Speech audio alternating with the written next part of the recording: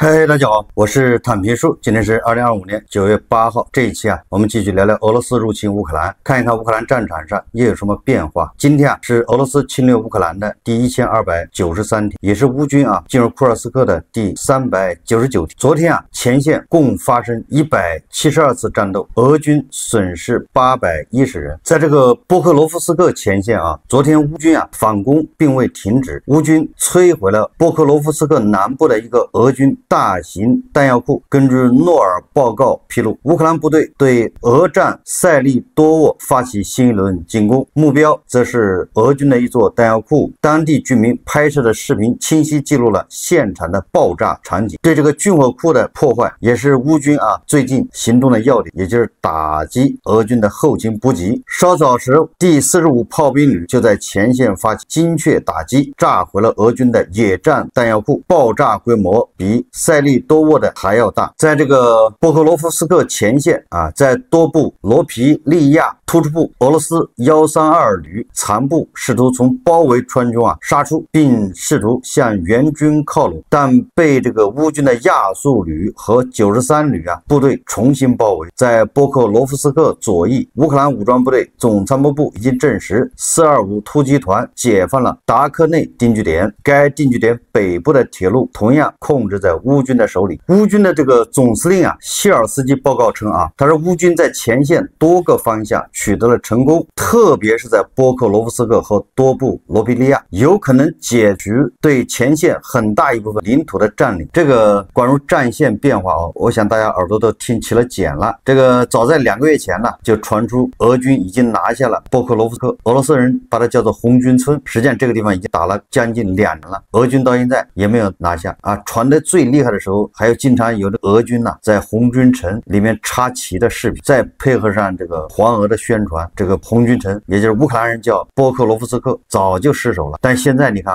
双方还在扯这个红军城波克罗夫，说明什么呢？这个希尔斯基说他说我在活跃的敌对行动地区工作，在波克罗夫斯克、多布罗皮利亚、西维尔斯克方向，我在前线这些地区执行战斗任务的部队指挥所工作也就是作为乌军的总司令已经靠前指挥我想这一方面说明这个希尔斯基这个人非常英勇，另一方面也说明这个前线非常吃紧，对吧？前线的压力那肯定是越来越。这个希尔斯基说他说波克罗夫斯克方向仍然是最困难的方向之一，在过去一周里，我们的部队击退了大约350次敌人的进攻。他强调，俄军已将主要力量集中在波克罗夫斯克方向，形成了最大的进攻群。他说尽管如此在这个方向上，乌军还是重新控制了超过26平方公里的乌克兰。整个8月份乌军损失了5平方公里。在多布罗皮利亚方向也记录了类似有利于乌克兰的比率。希尔斯基说我听取了当地指挥官的报告，特别是关于需要紧急解决的问题的报告，我下达了必要的命令，以加强防守的韧性。我们正在为部队提供额外的弹药和无人机，加强电子战和防御工事。不管怎么说现在已经是9月8号了，红军城、波克罗夫克双方还在激战，也就是说明战线变化非常。那根据这个乌克兰官员报告称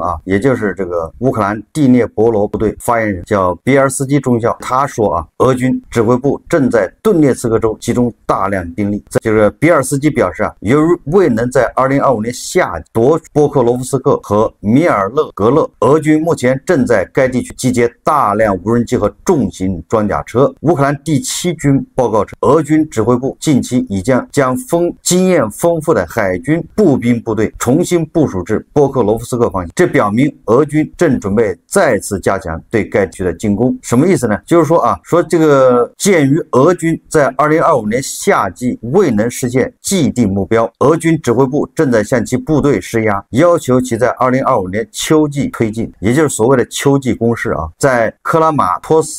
尔斯克方向作战的乌军一个营的副指挥官报告说俄军正在加强兵力，在为未来在克拉马托尔斯克区突击行动做准备，并且俄军指挥部已向该地区部署了海军步兵部队。这个美国的战争研究所说观察到俄军指挥部将第70摩步师部分部队从赫尔松州重新部署到巴赫穆特，可能是为了增援俄军在科斯加扬季尼夫卡或西维尔斯克附近进攻。俄军指挥部决定向多部罗皮利亚重新部署更多部队，这表明俄军可能会继续将重点进攻放在波克罗夫斯克东北部，也就是俄军势必要拿下波克罗夫。我们再看看双方这个互相轰炸是愈演又在升级2025年9月7日凌晨，俄罗斯对乌克兰首都基辅发动大规模无人机袭击，造成人员伤亡及政府设施受损。根据媒体报道说多达1000架无人机在夜间袭击了乌克兰。除无人机外，俄军还发射了8枚弹道导弹，伊斯坎德尔11枚巡航导弹，伊斯坎德尔 K 超过20座乌克兰城市遭到袭击。这个俄罗斯这些导弹和无人机的碎片坠落导致乌克兰首都基辅的政府大楼起火，部长会议所有办公室和会议室所在地根据乌克兰空军的说法俄罗斯大规模攻击之夜防空系统摧毁了751个目标。俄罗斯向乌克兰发射了818架沙赫德无人机和伊斯坎德尔导弹，防御部队击落了747架无人机和4枚导弹，仍有37个目标被击中。可见现在动不动的是上千架无人机加这个巡航导弹，这个轰炸是越来越猛烈面对俄罗斯发动的这个无差别的轰炸乌克兰外交部长宣布与俄乌冲突严重升级。9月7日，乌克兰外交部长西比加在 X 社交网络上表示，俄乌冲突爆发以来，俄罗斯首次毁坏了乌克兰政府大楼，这是局势严重升级。本次袭击是创纪录的数量，在特朗普的协调之下双方的轰炸是越来越烈，这个多多少少也是在打特朗普的脸。当然了，这个乌克兰也没闲着继续对俄罗斯的这些炼油厂军事目标进行打击。根据这个开源情报防御者提供的信息莫斯科东南方向，昨天乌克兰第14无人机团对莫斯科东南200公里的梁赞地区一家大型炼油厂发起了猛烈空袭，紧接着就传出当地炼油厂爆炸的消息。现场披露的画面显示，远处已能看到升起的火球。据悉，梁赞炼油厂为俄罗斯4大炼油厂之一，年产量达到了1710万吨，占全俄的6.1%。而它同莫斯科的距离如此之近，显然会对俄首都的能源供应造成影响。另外，该油库是俄罗斯第20和第41军的燃料供应基地，他们的主攻方向则是关键的顿巴斯一带，所以乌克兰此举将进一步削弱俄军在顿巴斯的作战能力，而打击油库只是个开始。另外乌克兰安全部队成功袭击了俄罗斯军队在临时占领的卢甘斯克市附近的一个工程弹药库和无人机基地，该设施发生2次爆炸并引发火灾。俄罗斯布良斯克州的叫纳伊托波维奇市友谊输油管道泵站再次遭到乌克兰无人机的袭击。这个友谊输油管道是向匈牙利和斯洛伐克输送这个石油的，结果这个泵站又遭到乌克兰的打击。乌克兰的远程攻击无人机袭击了库尔斯克俄罗斯的阵地，当时阵地上俄军正在聚集会餐，俄军被一锅端了，这个好惨。9月7日凌晨，乌军无人机命中俄罗斯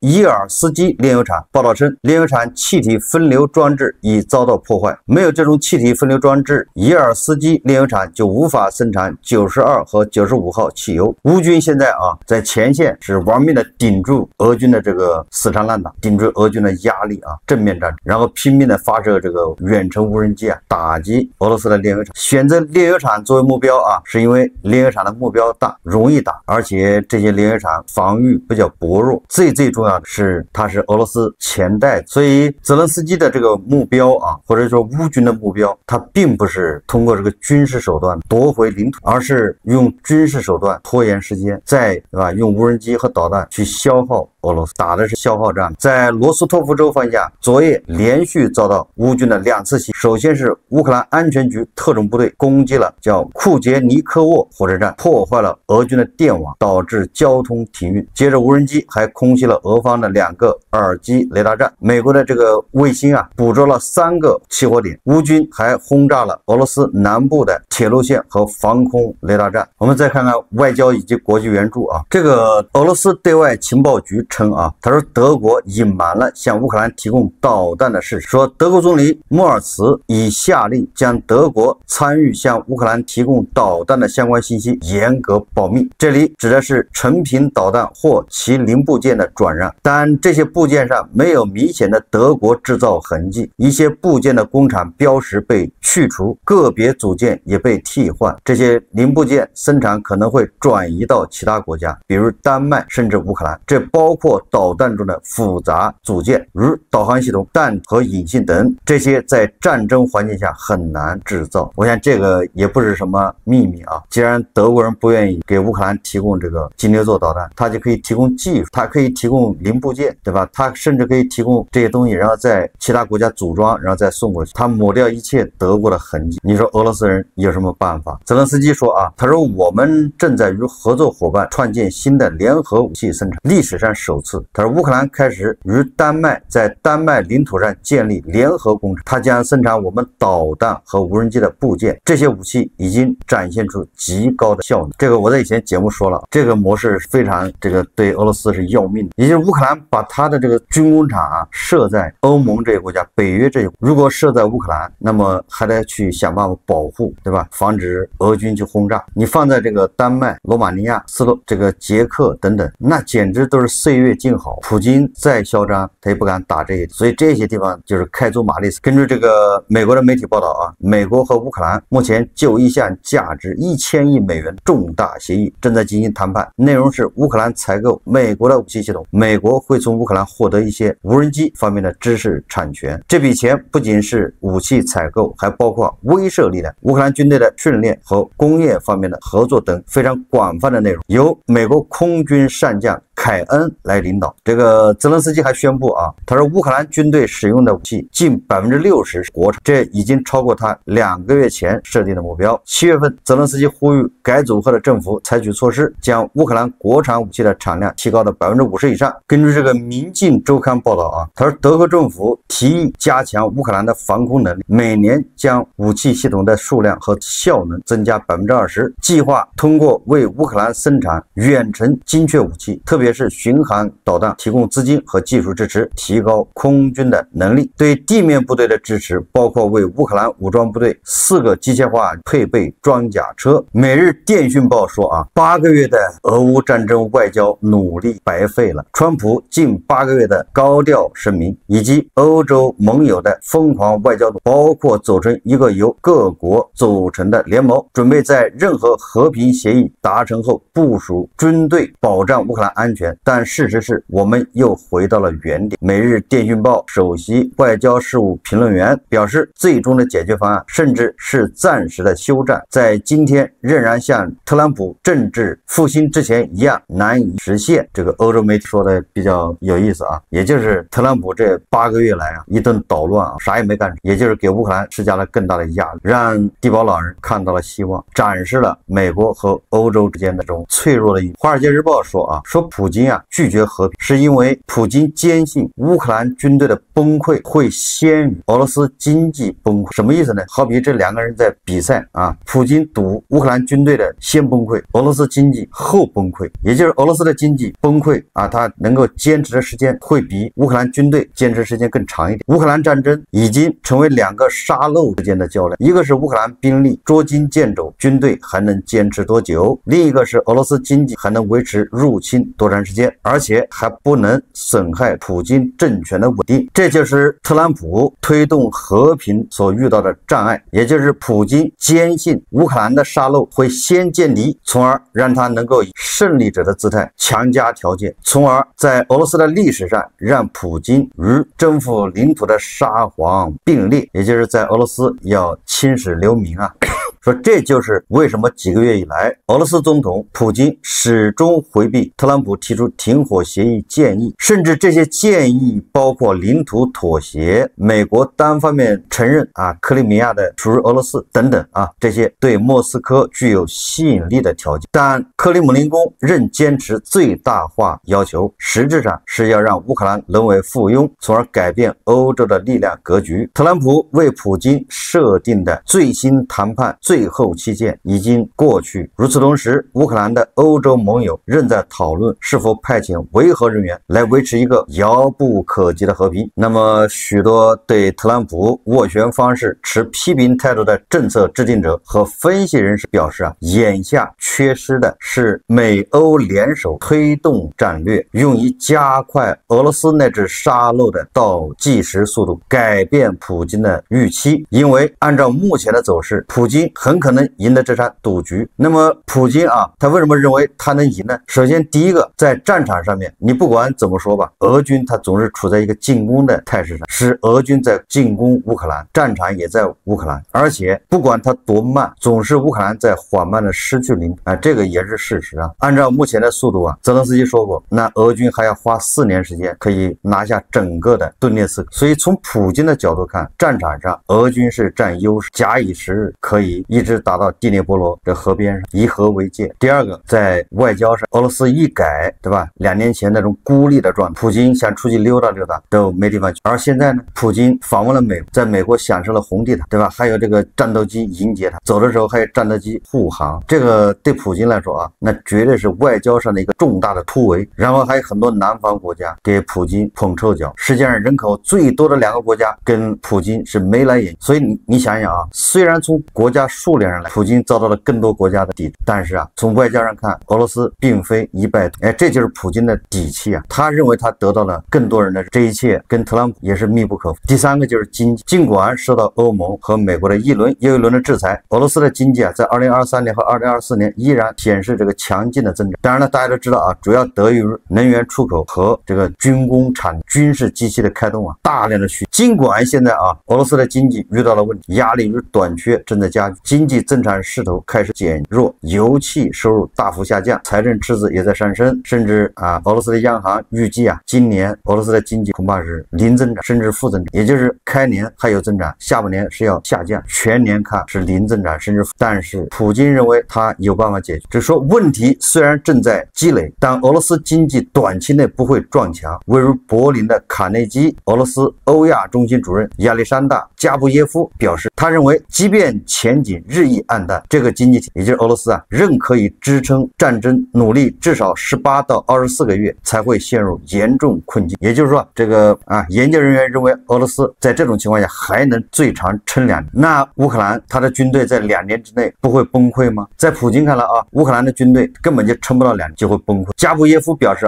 若西方坚定收紧制裁，并更有效地执行现有制裁，同时油价下降，也可能缩短这一时间。但他也指出要彻底切断俄罗斯的石油收入非常困难。当然了，这不意味着普京就可以忽略他面前遇到的这个经济问题比如通货膨胀，这可能引发广泛的不满。华盛顿战略国际研究中心俄罗斯问题专家斯涅戈娃表示就是在经济疲弱的情况下，为了保障军费开支，预算削减可能会落在民用支出上。如果丰厚的签约奖金无法继续提供，军队征兵方式可能也会转向更具强制性的动员，这都会激起老百姓的不满。他指出普京在经济和动员政策上都努力将俄罗斯社会大部分群体与战争隔开，这本身就是明证。乌克兰日益激烈的无人机袭击行动正针对俄罗斯的炼油厂和输油管，旨在削弱俄罗斯的出口收入，并制造国内混乱。目前这些袭击已经导致部分地区开始实行燃料配给，要维持战争期间的正常生活假象正变得越来越困难。斯涅戈娃说只要战争干扰了他们的日常生活，俄罗斯人就会感到不满。但从我的角度看